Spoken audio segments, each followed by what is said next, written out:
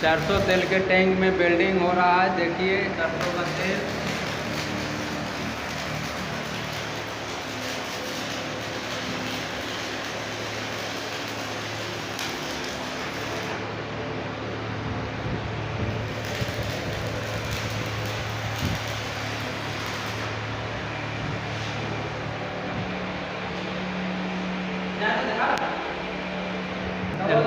राजेश बाबू कर रहे हैं वेल्डिंग, देखिए।